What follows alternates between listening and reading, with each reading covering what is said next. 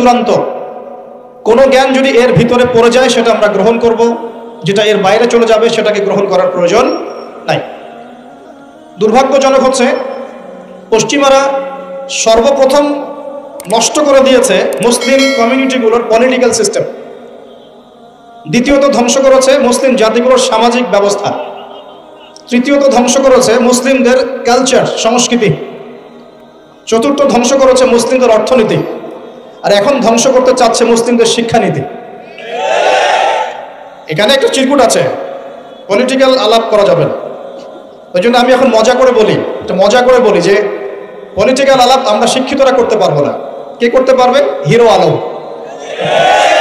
কথা বুঝতে পারছেন না? ও করতে পারবে, ও প্রচারণা চালাতে পারবে, ভোট চাইতে পারবে, এমপি হতে পারবে। শিক্ষিত সমাজ কথা বলতে পারবে। সর্বপ্রথম যে বিষটা দেওয়া হয়েছে পশ্চিমা সভ্যতা থেকে, সেটা হলো মুসলিমদের একটা কমিউনিটি ছিল ইউনাইটেড, এটাকে কেটে টুকরা টুকরা করে বিভক্ত করে ফেলা হয়েছে। এটা 1 নম্বর কাজ তারা করেছে। 2 নম্বর, পলিটিক্যাল সিস্টেমগুলোর মধ্যে বিষ ঢুকিয়ে দেওয়া হয়েছে। বিষ, এখানে ভাইয়ে ভাইয়ে মারামারি করবে এখন, ভাই ভাই, দুজনেই ভাই। আচ্ছা, 3 নম্বর করা হয়েছে কালচার। আমাদের যে কালচারগুলো আছে এই কালচারগুলোকে ধ্বংস করে দেওয়া হচ্ছে। পশ্চিমা কালচারে সব কিছুই চলছে, আমাদের চেহারা স্রোত থেকে শুরু করে আকীদা, আদর্শ, সব কিছুই, পরিবার, সব কিছু। পশ্চিমা কালচার ছাড়া আমরা চলতে পারছি না। একটা বিয়ে হবে, সেই বিয়েতেও গিয়ে দেখবেন প্রথমে গায়রে মাহরাম, মাহরামের কোনো বাস বিচার নাই। যে জায়গায় পাচ্ছে হলুদ মাখাচ্ছে, ডিজে পার্টি হচ্ছে, ধুমধারাক্কা গান হচ্ছে। বিয়ে শুরুটাই হচ্ছে পশ্চিমা কালচার। প্রত্যেকটা সেক্টরে অর্থনীতি, আল্লাহ পাক ব্যবসা হালাল দিয়েছেন, আল্লাহ পাক দিয়েছেন যাকাত ভিত্তিক অর্থনৈতিক সিস্টেম, সাদাকা, ওশর, সাদাকাতুল ফিতর ইত্যাদি। এগুলো সব বাদ। এখন চলছে সুদ। কি চলছে? সুদ আর প্রতারণা, ঘুষ আর দুর্নীতি। এখানেও পশ্চিমা কালচার। আরেকটা কি? শিক্ষা। এখন শিক্ষার মধ্যেও আস্তে আস্তে সব পশ্চিমা কালচার ঢুকে দেওয়ার চেষ্টা করছে। আর আমরা কি করছি? আসলে আমরা আপোষে মারামারি কাটাকাটি করছি, আপোষে গীবত, তমত, সমালোচনায় ব্যস্ত আছি। কে কার ভুল ধরবো, কে কাকে আন্ডারস্টিমেট করবো, কে কাকে অনলাইনে ধুয়ে রেখে দিব, এগুলোই আমাদের কাজ। তো আল্লাহ পাক আমাদেরকে বুঝ দান করুন, বোধ শক্তি দান করুন। আল্লাহ পাক যেন আমাদেরকে বোঝার তৌফিক দেন কোরআন এবং সুন্নাহর মধ্যে যে জ্ঞানটা আছে এটাই চূড়ান্ত। এর বাইরে অনেক জ্ঞান থাকতে পারে, সেই জ্ঞান আমরা নিব না এমন নয়, সেই জ্ঞানও আমরা নিব, কিন্তু যখন সেটা কোরআন সুন্নাহর মানদণ্ডে টিকে যাবে তখন নিব। দেখা যায় কোরআন সুন্নাহর সাথে সাংঘর্ষিক, সেই জ্ঞানটা আমরা নিব না, সিম্পল। কারণ আমরা তো মুসলিম, অন্যদের পরকালীন কনসেপ্ট নাই, অন্যদের পরকালের হিসেব নিকাশের ভয় নাই, তাদের পরকালীন কোনো চেতনা নাই, কিন্তু আমাদের আছে না? আমাদেরকে মৃত্যুবরণ করতে হবে, কবরে সওয়াল জবাব দিতে হবে, আমাদের হাসর, মিজান, পুলসিরাত আমাদের সামনে অপেক্ষা করছে। আর আমরা চাই জান্নাতে যেতে। কোথায় যেতে? জান্নাতে যেতে। তাহলে আমাদেরকে তো 8-10টা মানুষের মতো চিন্তা করলে হবে না, হবে? অতএব জীবনের প্রতিটা ক্ষেত্র আল্লাহ পাকের ওহীর বিধানে যে চলবে, ইনশাআল্লাহ সে সফল, দুনিয়াতেও সফল, পরকালেও সফল ইনশাআল্লাহ। আর আমরা ইসলাম কারো উপর জোর করে চাপিয়ে দিব না, দিব? ইসলামের মধ্যে জোর জবরদস্তি নাই। লা ইকরাহা ফিদ্দিন, দ্বীনের মধ্যে কোনো জোর জবরদস্তি নাই। সত্য মিথ্যাকে স্পষ্ট করে উপস্থাপন করতে হবে। যার মনের মধ্যে আল্লাহ পাক হেদায়েত দিবেন সে সত্যের পথে চলে আসবে ইনশাআল্লাহ। যাকে আল্লাহ পাক হেদায়েত দিবেন না, তাকে আপনি হাজার দিন বোঝালেও সে সত্য গ্রহণ করবে না। অতএব ফাযাক্কির ইন্নামা আনতা মুযাক্কির, আল্লাহ পাক বলেছেন তুমি উপদেশ দাও, তুমি শুধু উপদেশ দাতা মাত্র। লাস্তা আলাইহিম বিমুসাইতির, তুমি কারো প্রতি দারোগা নও, কাউকে চাপিয়ে দিতে পারবে না। ফাযাক্কির ইন নাফাআতিদ যিকরা, উপদেশ দাও, যদি উপদেশ কাজে লাগে। সায়াযাক্কারু মান ইয়াখশা, যে আল্লাহকে ভয় করে সে অচিরেই কিন্তু উপদেশ গ্রহণ করবে। আল্লাহ পাক আমাদের সবাইকে আল্লাহর উপদেশ অর্থাৎ কোরআন সুন্নাহর ওহীর জ্ঞান অর্জন করার তৌফিক দান করুন এবং সেই জ্ঞান অনুযায়ী আমল করার তৌফিক দান করুন। আল্লাহ পাক মানুষ সৃষ্টি করে কি করেছেন সেটা জানার আগে আমরা এটা জানবো যে আল্লাহ রাব্বুল আলামিন যখন একা ছিলেন তারপর আল্লাহ পাক কি করেছেন, জানতে ইচ্ছা করে না? আচ্ছা, আজকে আমরা হিস্ট্রিটা বলছি, শুনুন। আস্তে আস্তে আমি যুবকদের দিকেও আসবো এবং সমকালীন প্রেক্ষাপটেও আসবো ইনশাআল্লাহ। আর সবশেষে আমরা ফিনিশিং দিব এইভাবে, সমকালীন প্রেক্ষাপটে আমাদের করণীয় কাজগুলো কি কি। আল্লাহ পাক আমাদেরকে বোঝার তৌফিক দেন। আল্লাহ পাক একা ছিলেন, তারপর আল্লাহ সৃষ্টি করেছেন আরশে আজিম। এই জায়গাটা একটু ফাঁকা করো প্লিজ। আল্লাহ পাক সৃষ্টি করেছেন কি? আরশে আজিম। আরশ কি জিনিস? যেই আরশের ছায়ায় আল্লাহ পাক কিয়ামতের মাঠে 7 শ্রেণীর মানুষকে ছায়া দিবেন, যেদিন এই ছায়া ছাড়া অন্য কোনো ছায়া থাকবে না। আরশটাকে একটু বুঝি। একটা হাদিসের মধ্যে নবী সাল্লাল্লাহু আলাইহি ওয়াসাল্লাম বলেছেন, নবীর নাম শুনলেই দরুদ পড়বেন, বলবেন সাল্লাল্লাহু আলাইহি ওয়াসাল্লাম। নবীজি বলছেন, দেখো এই পৃথিবী থেকে প্রথম মহাবিশ্বের দূরত্ব হচ্ছে 500 বছরের পথ। কত বছর? 500 বছর। এভাবে দ্বিতীয় মহাকাশ থেকে তৃতীয় মহাকাশ দূরত্ব 500 বছরের পথ। এইভাবে প্রত্যেক আসমানের মধ্যে দূরত্ব হচ্ছে কত বছরের পথ? 500। সপ্তম আসমানের উপরে আছে সিদরাতুল মুনতাহা। কি আছে? এটা একটা কুল গাছ, বড়ই গাছ। নাসা আবিষ্কার করতে পেরেছে, অতএব বিশ্ববাসী বিশ্বাস করবে না। নাসা যদি কালকে বলে হ্যাঁ পাওয়া গেছে সিদরাতুল মুনতাহা, তাহলে বিশ্ববাসী বিশ্বাস করবে। একটা শিরকি দর্শন চলছে, কুফরি দর্শন। ও যখন বলবে হ্যাঁ তখন সবাই বলে হ্যাঁ, যখন তারা বলে না সবাই বলে না। আল্লাহ পাকের ওহীর জ্ঞানের কোনো মূল্য নাই সবার কাছে, ইল্লা মাশাআল্লাহ। সিদরাতুল মুনতাহার উপরে আছে কুরসি। কি আছে? কুরসি। আল্লাহ পাকের কুরসি, যেটা আপনি আয়াতুল কুরসির মধ্যে পড়েন, ওয়াসিআ কুরসিয়ুহুস সামাওয়াতি ওয়াল আরদ, মানে আল্লাহ পাকের কুরসিটা আসমান জমিনকে ঘিরে রেখেছে। আর বলে রাখি যে প্রত্যেক ফরজ নামাজের পর যে আয়াতুল কুরসি পড়ে, জান্নাতে যাওয়ার জন্য তার একটাই বাধা, মৃত্যু। মওত হয়ে গেলে জান্নাতে চলে যাবে। একটা হাদিস আসছে, রাত্রে বেলা ঘুমানোর সময় কেউ যদি আয়াতুল কুরসি পড়ে, সারা রাত আল্লাহর পক্ষ থেকে একজন ফেরেশতা তাকে পাহারা দিবে। এই ফেরেশতা তো দেখা যায় না, দেখা যায়? তো কয়দিন পর যদি বলে যে যা দেখা যায় না তা বিশ্বাস করা যাবে না, আসলে কিন্তু এপিস্টেমোলজি তাদের এটাই, যা দেখে না তা বিশ্বাস করে না।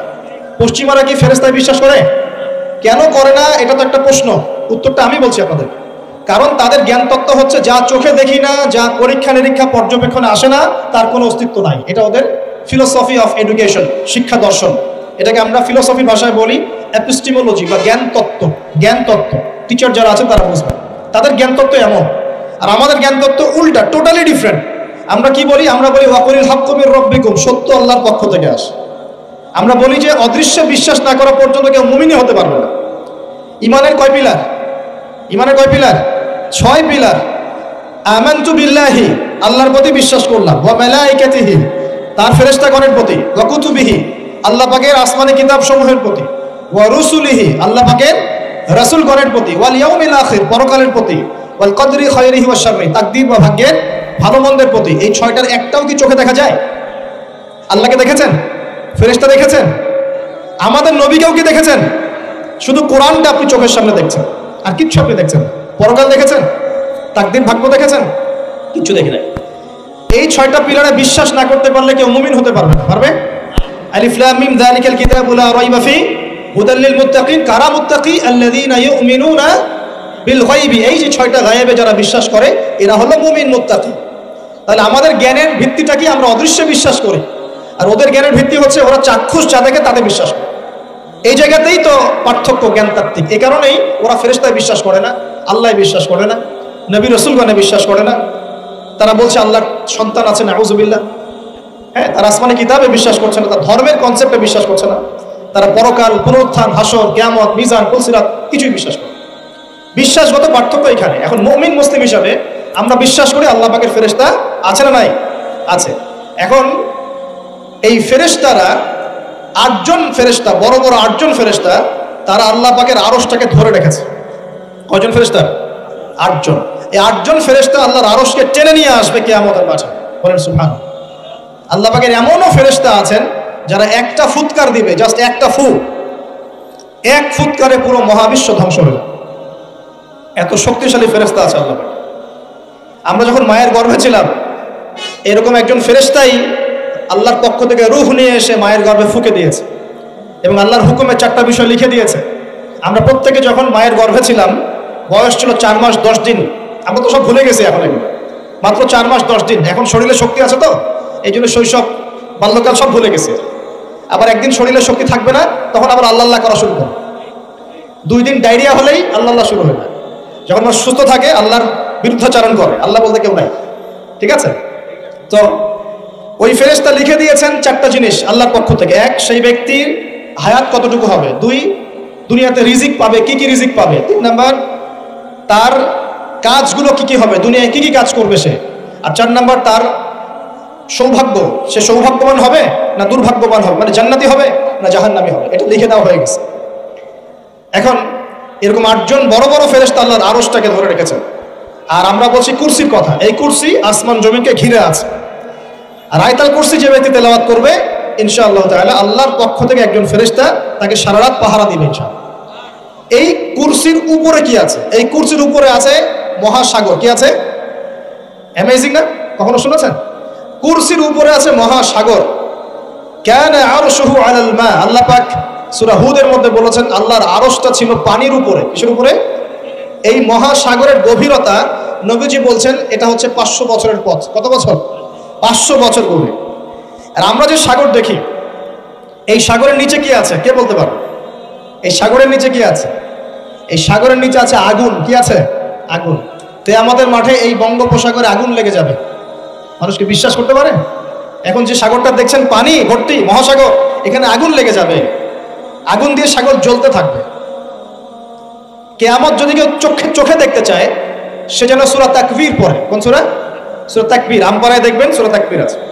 ইদা শামসু কুবিরাত ওয়া ইদা নুজুমু কাদারাত ওয়া ইদা জিবালু সুজিরাত ওয়া ইদা ইশারু উতিলাত ওয়া ইদা উহুশু হুশিরাত ওয়া ইদা বিহারু উজ্জিরাত। এই যে একটা বুঝুন তো প্রিয় ভাইরা, সাগর নিয়ে দুটো কথা বলেই দেই।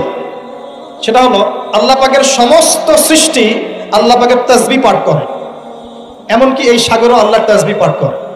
এবং প্রতিটা সৃষ্টি পরকালে সাক্ষী হয়ে থাকবে। ওই সাগরের কিনারে দাঁড়িয়ে যারা ন্যাংটা হয়ে নগ্ন হয়ে দাঁড়িয়ে আছে, গোসল করছে, সাগর তাদের বিরুদ্ধে সাক্ষী দিবে।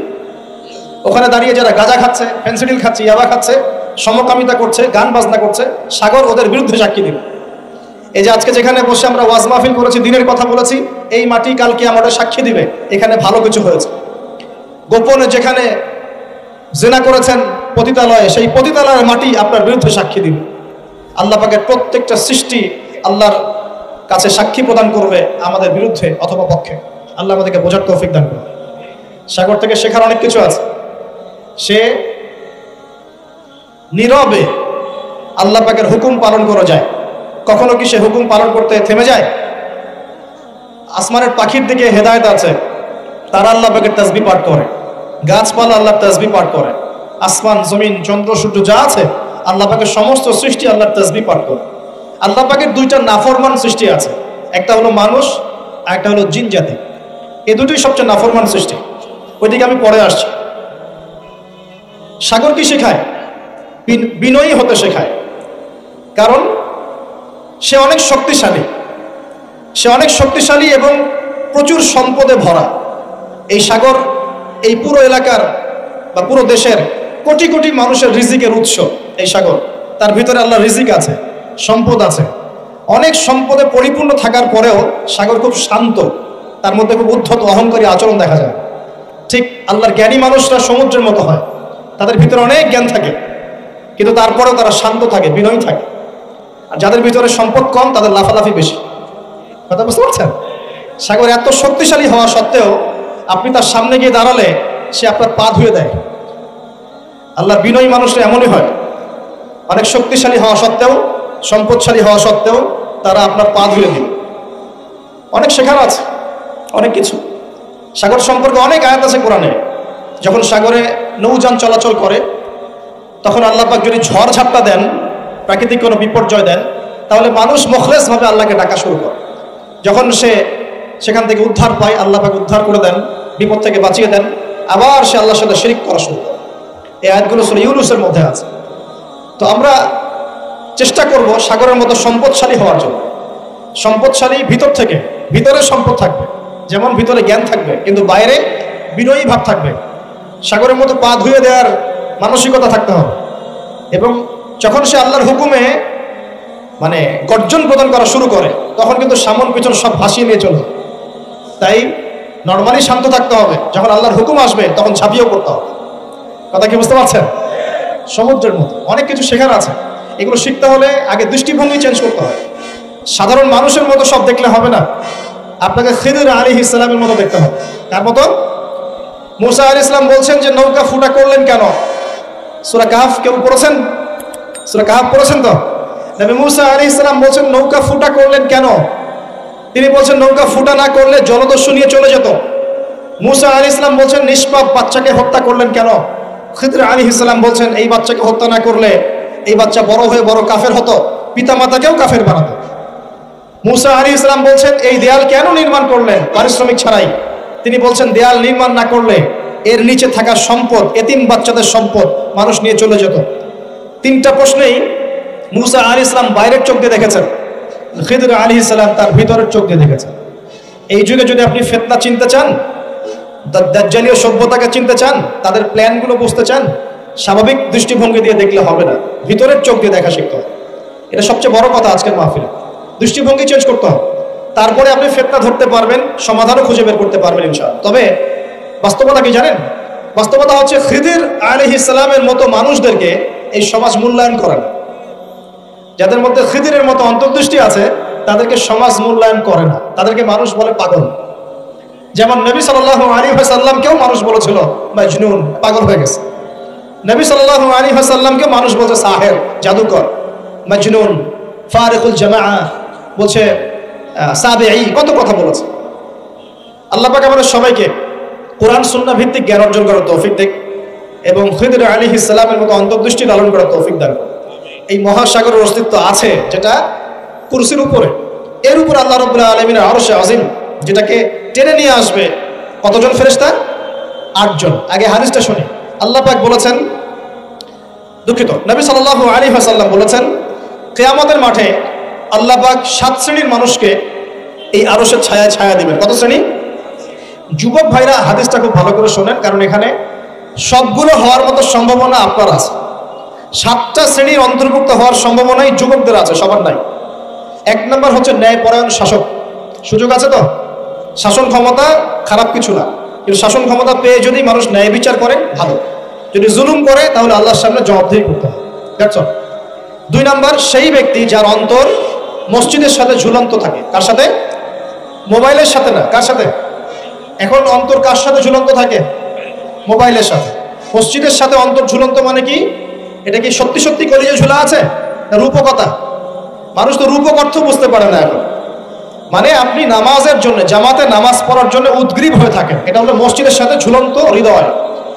এরপর সেই ব্যক্তি, সেই যুবক যে তার যৌবনকালটা আল্লাহ পাকের ইবাদতে কাটিয়ে দিয়েছে। সুযোগ আছে না? আছে কি নাই? যুবকদের সুযোগ আছে কি নাই? 4 নাম্বার সেই ব্যক্তি বা সেই 2 ব্যক্তি যারা একে অপরকে আল্লাহর জন্য মহব্বত করে। বয়ফ্রেন্ড গার্লফ্রেন্ড ট্রেডিশন বলা হচ্ছে না, বয়ফ্রেন্ড গার্লফ্রেন্ডের হারাম জেনার ভালোবাসা বলা হচ্ছে না। কি বলা হচ্ছে? দিনের জন্য, আল্লাহর জন্য দুজন পরস্পরকে ভালোবাসে, আল্লাহর জন্যই বিচ্ছেদ ঘটে। 5 নাম্বার সেই ব্যক্তি যাকে, যুবক ভাই শোনেন ভালো করে, সেই ব্যক্তি যাকে কোনো সুন্দরী নারী জেনার জন্য ডাকে, সুন্দরী উচ্চ বংশের কোনো মেয়ে নিজেই জেনা করার জন্য ডাকে, কিন্তু যুবক বলে আমি আল্লাহকে ভয় করি, ইন্নী আখাফুল্লাহ, আমি আল্লাহকে ভয় করি। এরকম যুবক আছে এখনো বাকি সমাজে? এখন তো ইচ্ছা করেই মানুষ জেনা করে। এখন তো জেনা এত সহজ, মানুষ 1000, 1500, 2000 টাকা দিয়ে জেনা করতে পারে। এই সমাজে জেনা সহজ, বিয়ে হয়েছে কঠিন। এই সমাজে জেনাটা সহজ হয়ে গেছে, বিয়েটা কঠিন হয়ে গেছে। এই জন্য বিয়ের ঝামেলা অনেকে যেতে চায় না। জেনা করেই তো আমি যা উদ্ধার করার করছি, বিয়ে করলে খাওয়াতে হবে, নিজের পায়ে দাঁড়াতে হবে, এই লাগবে সেই লাগবে, সুবহানাল্লাহ। কিন্তু প্রিয় ভাই মনে রাখবেন, যদি আপনি জেনা থেকে বেঁচে থাকতে পারেন, আল্লাহ পাক আপনাকে সাক্ষাৎ মৃত্যুর হাত থেকেও বাঁচাতে পারেন। এটা আমি এমনি এমনি বলি নাই, আমি দলিল দিচ্ছি। জেনা এমন একটা পাপ, যেই পাপ থেকে যদি কোনো যুবক নিজেকে বাঁচাতে পারে, আল্লাহ মউতের হাত থেকেও বাঁচাতে পারবে ইনশাআল্লাহ। কিভাবে? 3 বন্ধু যাচ্ছে রাস্তা দিয়ে, হঠাৎ করে ঝড়, বন্ধু 3 জন ঢুকে গেল গুহার মধ্যে। কিসের মধ্যে? গুহায়, যে পাহাড়ি এলাকায় আপনারা থাকেন যারা, গুহার মধ্যে। হঠাৎ করে পাহাড়ের পাথর দিয়ে গুহার মুখটা বন্ধ হয়ে গেল। এখন খোলার কোনো অপশন নাই। সবাই বলছে এখন 3 জন, এখন তো আমরা বের হতে পারবো না। সবাই সবার নেক আমলের ওসিলা দিয়ে আল্লাহর কাছে দোয়া করো। কিসের ওসিলা দিয়ে? নেক আমলের ওসিলা দিয়ে দোয়া করতে হয়। যে হাদিস, মৃত মানুষকে ওসিলা করে তার জন্য নজর মানত জবাই করে দোয়া করতে হয়, নিজের নেক আমলের ওসিলা দিয়ে আল্লাহর কাছে দোয়া করতে হয়। আল্লাহ পাক এখন দোয়া শুনলেন। একজন বলছে আমি আমার পিতা মাতাকে খুব খেদমত করতাম, তাদেরকে দুধ পান না করে দুধ পান করাতাম না, নিজেও করতাম না, ছেলেদেরকে করাতাম না। আল্লাহ এই কাজটা তোমার ভালো লাগলে আজকে গুহার মুখ থেকে পাথর সরিয়ে দাও। পাথর একটু সরে গেল। পাথর আল্লাহর কথা শোনে কিনা? শোনে না? সবাই আল্লাহর কথা শোনে। আগুন আল্লাহর কথা শোনে কিনা? ইব্রাহিমের জন্য আগুন ঠান্ডা হয়ে যায় নাই? আচ্ছা, তারপরে আরেকজন দোয়া করছে, আল্লাহ আমার এক কর্মচারী ছিল, তার বেতন বাকি ছিল, সে বেতন না নিয়ে চলে গেছে, আমি সেই বেতনটা দিয়ে কিছু গবাদি পশু কিনেছি। আস্তে আস্তে গবাদি পশু বেড়েছে, অনেক দিন পর সে এসেছে টাকা চাওয়ার জন্য। তা আমি বলেছি সবই তোমার, সব নিয়ে চলে যাও। সে বলেছে আপনি কি ফাইজলামি করতেছেন আমার সাথে? আমার টাকা আমাকে দেন। বলছে না, তোমার টাকা দিয়ে আমি এটা কিনেছিলাম, আজকে বংশবৃদ্ধি হয়েছে, সব তোমার, নিয়ে যাও। সে নিয়ে গেল। সে বলছে আল্লাহ, এই কাজ যদি তোমার সন্তুষ্টির জন্য করে থাকি, আজকে আমাকে বাঁচাও, পাথর একটু সরে গেল। এবার তৃতীয় ব্যক্তি, এই ছেলে বলছে, যুবক ছেলে, আল্লাহ আমার একজন চাচাতো বোন ছিল। কে ছিল? এই যে বয়ফ্রেন্ড গার্লফ্রেন্ড, খালাতো বোন, চাচাতো বোন, এখন তো বিচ্ছিরি অবস্থা। এখন এমন একটা অবস্থা, পশ্চিমা সভ্যতার রিপোর্টগুলো পড়ে দেখি, ভাইও বোনের সাথে জেনা করে। ওদের ওখানে নিজের আপন পিতার দ্বারাও মেয়ে সেক্সুয়াল হ্যারাসমেন্টের শিকার হয়। ওরা আমাদেরকে শেখায় এখন ভালো কোনটা মন্দ কোনটা। আর আমরাও আমাদের মাথাটা কবে যে বিক্রি করে দিলাম, ওদের কাছ থেকে ভালো মন্দ শিখতে হচ্ছে। কোরআন সুন্নাহ বাদ দিয়ে ওদের কাছ থেকে ভালো মন্দ শিখতে হচ্ছে। তো চাচাতো বোনকে সে খুব ভালোবাসতো, তাকে সে পেতে চাইতো, মানে তার সাথে সেক্সুয়াল সম্পর্ক করতে চাইতো, সোজা কথা বল। এখন সেই মেয়েকে অনেক প্রস্তাব দেয়, সেই মেয়ে রাজি হয় না। শেষে বলে, যদি আমাকে 1000 বা 100 স্বর্ণ মুদ্রা দিতে পারো, দিনার, তাহলে আমি তোমার সাথে সেক্স করবো, মানে জেনা করবো, নাউজুবিল্লাহ। তো সেই ছেলে অনেক কষ্ট করে এই টাকাগুলো বা এই দিনারগুলো অর্জন করে, কামাই করে, দিন রাত পরিশ্রম করে, ঠিক আপনারা যেমন করছেন। আর তো এরপর সে তার স্বর্ণ মুদ্রা দেয়, দিয়ে বলে যে এখন আমাকে আমার কাজ করতে দাও। তখন সেই মেয়ে রাজি হয়। ঠিক যে মুহূর্তে তারা সেক্সুয়াল সম্পর্কটা করবে, ঠিক ওই মুহূর্তেই এই মেয়ে বলে ওঠে, হে আল্লাহর বান্দা, আল্লাহকে ভয় করো। আমি সারা জীবন আমার সতীত্বকে ধরে রেখেছি, কাউকে দেইনি। আমি কারোর সাথে এরকম অন্যায় করি নাই, আমি খারাপ মেয়ে নই, তুমি আমার ইজ্জতটা নষ্ট করো না। কে বলছে কথা? মেয়ে। ওই অবস্থা থেকে কি একটা ছেলের উঠে আসা সম্ভব? এটা কি এতটাই সহজ? এটা কিন্তু সহজ না। সত্যি কথা বলতে এই বিষয়টা কিন্তু এতটাও সহজ না। যারা অবিবাহিত তারা হয়তো বুঝতে পারবে না, বিবাহিতরা বুঝতে পারছে।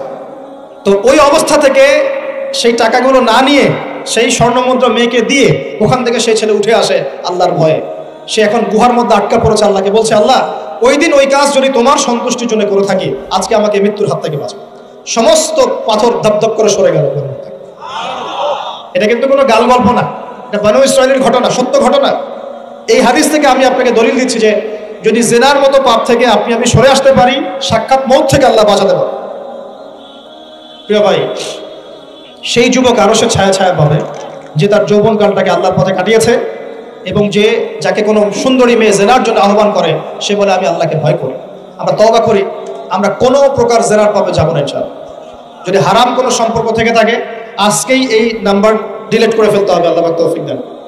ডিলিট করার আগে আবার ফোন করে বলেন না যে আজকে থেকে আর কথা বলবো না, তাহলে এই কথা আর কোনোদিন শেষ হবে না। একবারই বন্ধ, ডিসকানেক্টেড। কার জন্য? আল্লাহর জন্য। এবং এটা করার পরে আল্লাহকে বলতে হবে, আল্লাহ, শুধু তোমার ভয়ে এবং তোমার সন্তুষ্টি পাওয়ার জন্য আমি জেনা থেকে বেরিয়ে আসলাম। আল্লাহ, তুমি আমাকে হেদায়েত দাও, ঈমান দাও, আমল দাও, এবং তোমার রাস্তায় আমাকে বেহিসাব রিজিক দাও। এবং নেককার কুমারী, নেককার প্রেমময়ী, তাকওয়াবান, মুত্তাকি একজন স্ত্রী আল্লাহ তুমি আমাকে দান করো। ইনশাআল্লাহ আল্লাহ পাক আপনাকে দান করো। আল্লাহ পাক দান করো। আল্লাহ পাকের জমিন প্রশস্ত, আল্লাহর হাত প্রশস্ত। আল্লাহর হাতকে সংকীর্ণ মনে করবেন না, আল্লাহর জমিনকে সংকীর্ণ মনে করবেন না। আল্লাহ পাক যাকে ইচ্ছা বেহিসাব রিজিক দিতে পারে ইনশাআল্লাহ। আল্লাহ পাক আমাদের সবাইকে বেহিসাব রিজিক দান করুন বলি আমিন। আর কে? আর সেই ব্যক্তি যে এত গোপনে দান করে, যার বাহাত জানে না ডান হাত কি দান করেছে, যার বাহাত জানে না ডান হাত কি দান করেছে। আমাদের মতো নয় যে 10,000 টাকা দান করলে সবাইকে না জানানো পর্যন্ত ঘুম হচ্ছে না, এমন নয়। দান এমন গোপনে করে যে তার বাহাত জানে না ডান হাত কি দান করছে। আল্লাহ পাক আমাদের সবাইকে গোপনে দান করার তৌফিক দেন। এর মানে এই না যে প্রকাশ্যে দান করা যায় না, প্রকাশ্যেও দান করা যায়। অন্যকে উৎসাহিত করার জন্য প্রকাশ্যেও দান করা যায়, কিন্তু গোপন দান আল্লাহর কাছে অনেক বেশি পছন্দের। আর 7 নম্বর সেই ব্যক্তি যে নীরবে নিভৃতে গোপনে আল্লাহর কথা স্মরণ করে কাঁদে এবং তার চোখ দিয়ে অশ্রু প্রবাহিত হয়। এই 7 শ্রেণীর মানুষকে আল্লাহ পাক কিয়ামতের মাঠে আরশের ছায়া ছায়া দিবে ইনশাআল্লাহ। আমরা কি পেতে চাই? আল্লাহ পাক এই আরশ সবার আগে সৃষ্টি করেছেন। তারপর কি সৃষ্টি করেছেন? কলম। কি? কলম। কলম সৃষ্টি করে আল্লাহ পাক বলেছেন উক্তুব, লিখো। কলম বলছে মায়দা আক্তুব, আমি কি লিখবো? আল্লাহ বলছেন কিয়ামত পর্যন্ত যা হবে সব লিখো। লাউহে মাহফুজে কলম লেখা শুরু করেছে, কিয়ামত পর্যন্ত যা হবে সব লেখা হয়ে গেছে। অতএব রিজিক নিয়ে আপনার টেনশন করার কোনো দরকার নাই, যা লেখা হয়েছে পাবেন ইনশাআল্লাহ। যদি হালাল পথে চান হালাল পথে পাবেন, হারাম পথে চাইলে হারাম পথে পাবেন। আপনি যা তাকদিরে আছে এর বাইরে আপনি কিছু পাবেন না। যতই চেষ্টা করে। আল্লাহ পাক আমাদের সবাইকে তাকদীর নিয়ে সন্তুষ্ট থাকার তৌফিক দান করুন। এরপর আল্লাহ পাক এই মহাবিশ্ব সৃষ্টি করেছেন, 7 আকাশ 7টা মহাবিশ্ব। কয়টা? 7টা, মাত্র 6 দিনে। কয় দিনে? 6 দিনে। ফি সিত্তাতি আইয়াম, 6 দিনে। আল্লাহ পাকের একদিন কিন্তু আমাদের দিনের মতো নয়। সূরা মাআরিজের মধ্যে আছে আল্লাহ পাকের একদিন আমাদের 50,000 বছরের সমান। কত হাজার বছর? 50,000 বছর। কিয়ামতের মাঠটাও হবে, ওই দিনটাও হবে 50,000 বছর। ওই 50,000 বছরের সমপরিমাণ দিনে কেউ যদি পিপাসার্ত না থাকতে চায়, হাউজে কাউসারের পানি চায়, সে যেন কোনো বেদাতি আমল না করে, নবীর সুন্নতের উপর থাকে। ইনশাআল্লাহ নবী সাল্লাল্লাহু আলাইহি ওয়াসাল্লাম তাকে হাউজে কাউসারের পানি পান ইনশাআল্লাহ। ওই 50,000 বছরের সমপরিমাণ দিনে যদি আমরা তীব্র রোদে কষ্ট পেতে না চাই, আরশের ছায়া ছায়া পেতে চাই, তাহলে এই 7 শ্রেণীর অন্তর্ভুক্ত হওয়ার চেষ্টা করতে হবে। আল্লাহ পাক তৌফিক না করুন। এখন এই মহাবিশ্ব সৃষ্টি করার পর আল্লাহ পাক সব কাজ বুঝিয়ে দিলেন, প্রত্যেকের কাজ প্রত্যেককে বুঝিয়ে দিলেন। কার কি কাজ? সূর্য কি তার কাজ ফলো করছে কি করছে না? চাঁদ তার কাজ পালন করছে করছে না? এই গ্রহ নক্ষত্র তারকাগুলো তাদের কাজ কি করছে না করছে না? সবাই যার যার কাজ পুঙ্খানুপুঙ্খ রূপে করছে। যারা সায়েন্স বোঝেন তারা বুঝবেন, যদি সূর্য যদি 1 বিঘত দূরে চলে যায়, তাহলে পৃথিবীর অনেক বড় অংশ বরফে আচ্ছাদিত হয়ে যায়। যদি সূর্য 1 বিঘত কাছে চলে আসে, পৃথিবীর তাপমাত্রা বাড়বে, খরা হবে, পৃথিবী উর্বর থাকবে না, পৃথিবী মরুভূমি হয়ে যেতে পারে। তো মহাবিশ্বের প্রতিটা সৃষ্টি আল্লাহ পাকের আদেশ পালন করে চলে। শুধু 2টা সৃষ্টি করে না। কেন করে না? সামনে আসছে। এবার আল্লাহ পাক অন্যান্য মাখলুক সৃষ্টি করেছেন, এবং পৃথিবীর জন্য আল্লাহ পাক জিন জাতি সৃষ্টি করেছেন। কোন জাতি? জিন জাতি। পৃথিবী আগে না জিন আগে? বলেন। আগে পৃথিবী। জিন জাতিকে সৃষ্টি করে আল্লাহ পাক পৃথিবীতে থাকার সময় দিয়েছিলেন। তারা তাই করেছিল, আজকের মানুষরা যাই করছে।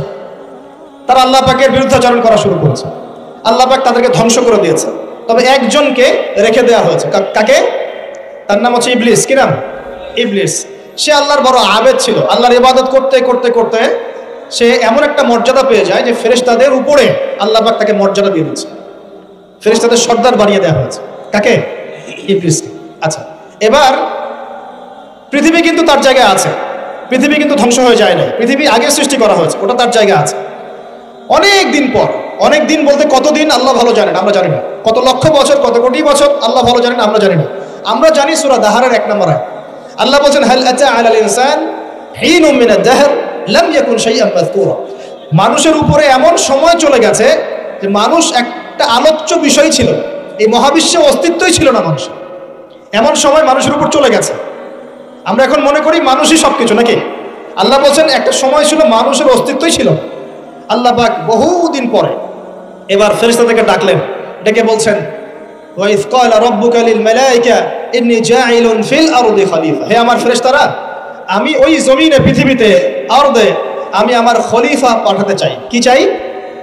খলিফা পাঠাতে চাই। আল্লাহর খলিফাকে এক কথায় যে আল্লাহর হুকুম মেনে চলে, যে আল্লাহর হুকুম মেনে চলে এবং প্রতিষ্ঠা করে, ন্যায় বিচার প্রতিষ্ঠা করে, সে আল্লাহর খলিফা। যে আল্লাহর হুকুম মানে না, প্রচার প্রসার প্রতিষ্ঠাও করে না, ন্যায় বিচারও করে না, সে আল্লাহর খলিফা নয়, শয়তানের খলিফা। কথা ক্লিয়ার? আচ্ছা, এবার ফেরেশতারা কি বলছেন? ফেরেশতারা বলছেন, তাজআলু ফিহা মান ইউফসিদু ফিহা ওয়া ইয়াসফিকুদ দিমা।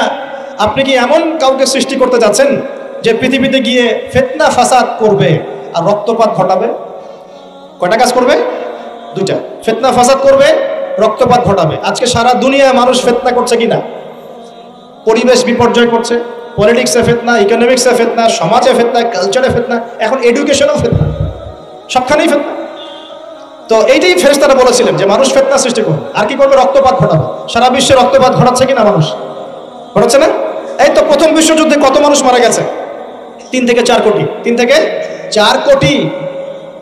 নবী সাল্লাল্লাহু আলাইহি ওয়াসাল্লাম এবং সাহাবীরা যত যুদ্ধ করেছেন ইসলামের জন্য, সবগুলো যুদ্ধের পরিসংখ্যান মিলালে 10,000 মানুষও মারা যায় নাই। 10,000ও না। আর তোমাদের শুধু প্রথম বিশ্বযুদ্ধেই 3 থেকে 4 কোটি মানুষ মারা গেছে। সেকেন্ড ওয়ার্ল্ড ওয়ারে মারা গেছে 7 থেকে 8 কোটি মানুষ। ভিয়েতনাম যুদ্ধে এরকম প্রায় 4 থেকে 5 লক্ষ, আরও বেশি হতে পারে। চায়নায়, রাশিয়ায়, আপনার ইতালিতে যে বড় বড় রেভলিউশনগুলো হয়েছে, দেখবেন লক্ষ লক্ষ মানুষ মারা গেছে, লক্ষ লক্ষ। এই যে শুরু হয়েছে ইউক্রেন রাশিয়া, এই যুদ্ধ এত তাড়াতাড়ি থামবে না, এই যুদ্ধ এত দ্রুত বন্ধ হবে না। এটা কন্টিনিউয়াসলি চলতে থাকবে। ওদের প্ল্যান ছিল সিরিয়াকে নিয়ে, সিরিয়াকে কেন্দ্র করে তার একটা মালহামা চেয়েছিল, গ্রেট ওয়ার, বিশ্বযুদ্ধ। ওটা হয়নি, আলহামদুলিল্লাহ হয় না, আলহামদুলিল্লাহ হয়নি। এখন নতুন পরিকল্পনা হচ্ছে এই যে ইউক্রেন রাশিয়া ইস্যু নিয়ে সারা ওয়ার্ল্ডে একটা ফেতনা সৃষ্টি করে। অলরেডি তারা ফেতনা সৃষ্টি করেই ফেলেছে, গ্যাসের দাম বেড়ে গেছে, তেলের দাম বেড়ে গেছে, এক্সপোর্ট ইম্পোর্ট কলাপস করছে, অনেক সমস্যা হচ্ছে। এবং এটাকে জিয়ে রাখা হচ্ছে অস্ত্র দিয়ে, প্রযুক্তি দিয়ে, হ্যাঁ, ট্যাঙ্ক দিয়ে, সমরাস্ত্র দিয়ে ওরা জিয়ে রাখছে যুদ্ধটাকে, যে চলুক, কন্টিনিউয়াসলি চলতে থাক। কারণ তাদের উদ্দেশ্য হচ্ছে পুরো বিশ্বে একটা ম্যাসাকার যুদ্ধ লাগানো। এটা আস্তে আস্তে আপনারা বুঝতে পারবেন, আমাকে কিছুই বলতে হবে না, আস্তে আস্তে আপনারা এমনি বুঝতে পারবেন।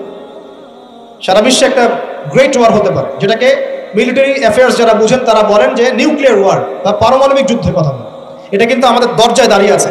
আমরা দোয়া করি এমনটা না হোক, কিন্তু হতে পারে। আমরা দোয়া করি এমনটা না হোক, কিন্তু হতে পারে। হলে কি হবে সেই চিন্তা আমাদের করতে হবে। তো যারা বলে ইসলাম তরবারির জোরে ছড়িয়েছে, তাদের এইসব কথা বলার কোনো অধিকার নাই, এতে লজ্জা করা উচিত। কারণ শুধু ফার্স্ট ওয়ার্ল্ড ওয়ারেই 3 থেকে 4 কোটি মানুষকে তারা মেরে ফেলেছে। আমরা কি তরবারের জোরে ইসলাম প্রচার করেছি, নাকি আদর্শের জোরে হয়েছে? আদর্শ দেখে, মুসলিমদের চরিত্র দেখে, তাদের চারিত্রিক মাধুর্য দেখে, কোরআন সুন্নাহর প্রামাণ্যতা দেখে লক্ষ লক্ষ মানুষ ইসলাম কবুল করেছে, আলহামদুলিল্লাহ। এখনো করছে, আলহামদুলিল্লাহ। এখন যে সারা বিশ্বে মানুষ মুসলিম হচ্ছে, কোন জায়গায় মুসলিমরা গলার জোরে, তরবারের জোরে ইসলাম প্রচার করছে দেখান দেখি। এখন কি বিশ্বে মানুষ মুসলিম হচ্ছে না? হচ্ছে কি না? পশ্চিমা সভ্যতার মানুষরা মুসলিম হচ্ছে না? এখন কি আমরা যুদ্ধ করছি? তরবারি দিয়ে ওদেরকে ধরে রেখেছি, এই ইসলাম কবুল কর, এটা বলেছে? প্রিয় ভাইরা, এটা বলতে চাচ্ছিলাম, ফেরেশতারা বলেছেন রক্তপাত ঘটাবে আর ফাসাদ সৃষ্টি করবে। তারা কি সঠিক না ভুল? ফেরেশতারা সঠিক না ভুল? সঠিক। তারা কি গায়েব জানতেন? উত্তর না। তারা কিসের আলোকে বলেছেন? ওই যে বাসিরা, দূরদর্শিতা। জিন জাতি যা করেছে এরা তো তাই করতে পারে। আল্লাহ পাক কি বলছেন? আল্লাহ পাক বলছেন ইন্নী আ'লামু মা লা তা'লামুন, আমি যা জানি তোমরা তা জানো না। মানে আমার অনেক শুকরগুজার বান্দা থাকবে যারা আমার আনুগত্য করবে, আমার বিরুদ্ধাচরণ করবে। আমরা ওই বান্দাদের অন্তর্ভুক্ত হতে চাই, আল্লাহ পাক কবুল করুন। এটা বলে রাখি যে জান্নাতের 120টা কাতার হবে। কয় কাতার? 120 কাতার। এর মধ্যে 80টা কাতার হবে উম্মতে মুহাম্মাদের মধ্য থেকে। এবার আল্লাহ পাক আদম আলাইহিস সালামকে সৃষ্টি করলেন নিজ হাতে। সূরা সাদের মধ্যে আল্লাহ পাক বলেছেন খালাকতু বিয়াদাই, আমি নিজ হাতে ওকে সৃষ্টি করেছি। আল্লাহর হাত কেমন সেটা ব্যাখ্যা করার দরকার নাই, এগুলো নিয়ে চিন্তা করতে যাবেন না। আল্লাহ পাকের মতোই, কারোর সাথে সাদৃশ্যপূর্ণ নন। আল্লাহ পাক এবার আদম আলাইহিস সালামকে সৃষ্টি করে নাম শিক্ষা দিলেন। ওয়াল্লামা আদম আল আসমাআ কুল্লাহা, এই মহাবিশ্বের যত জ্ঞান আল্লাহ পাক আদম আলাইহিস সালামকে শিক্ষা দিলেন। বলেন সুবহানাল্লাহ। এখান থেকে দলিল পেলাম আমাদের পিতা বানর থেকে হয় নাই, আমাদের পিতাকে আল্লাহ পাক সৃষ্টি করেছেন। আমাদের পিতাকে কে সৃষ্টি করেছেন? আল্লাহ রাব্বুল আলামিন। তাও আবার নিজ হাতে, মানে কি? ভালোবাসা দিয়ে, ভালোবেসে, মহব্বতের সাথে। এই খলাকতু বিয়াদাই, আমি নিজ হাতে সৃষ্টি করেছি, এই কথা মানুষ ছাড়া, আদম আলাইহিস সালাম ছাড়া অন্য কারোর জন্য আল্লাহ পাক বলেন নাই। অন্য সবার জন্য আল্লাহ পাক বলেছেন ইদা আরাদা শাইআন আইয়াকুলা লাহু কুন ফায়াকুন। যখন আল্লাহ পাক কিছু করতে চান খালি বলেন কুন, হও, ফায়াকুন, হয়ে যায়। ওখানে আল্লাহ পাক বলেন নাই সাগর সৃষ্টি করেছে হাত দিয়ে, এই গ্রহ নক্ষত্র সৃষ্টি করেছে আমার হাত দিয়ে। আল্লাহ পাক এমনটা বলেন নাই। আদম আলাইহিস সালামকে আল্লাহ পাক কত মহব্বত করেন।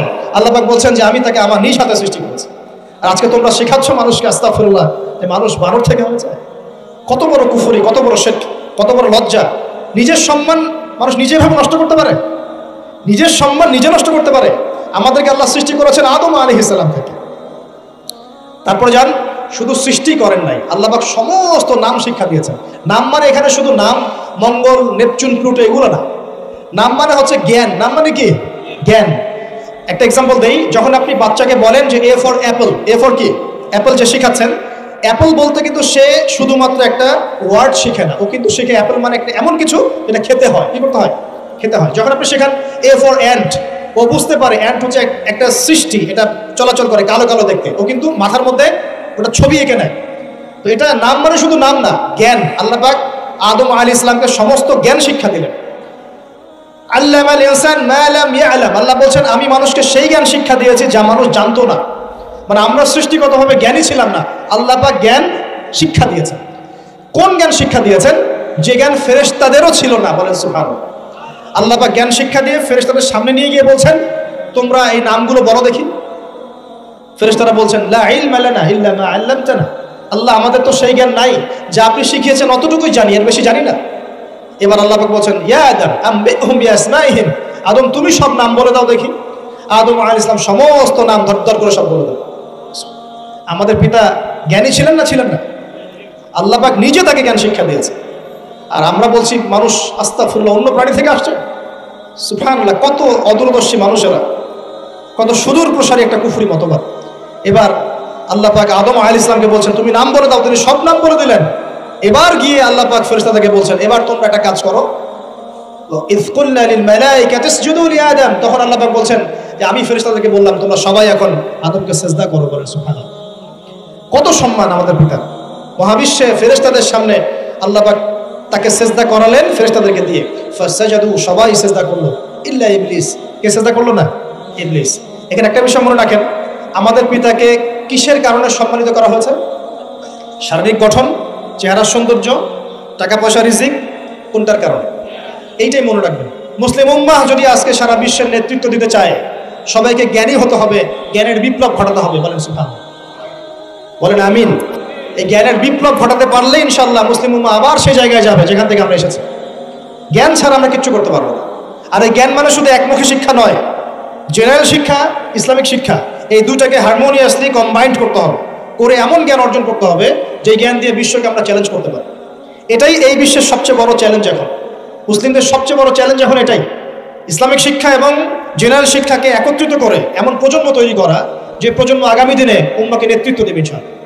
এই একটা কাজ যদি কেউ করে যেতে পারে, আল্লাহ পাক তৌফিক দেখ, আমরা দোয়া করে আল্লাহ পাক এমন নেতা আমাদের উপরে নিয়ে আসুক যারা এরকম প্রজেক্ট লঞ্চ করতে পারে। বলেন আমিন।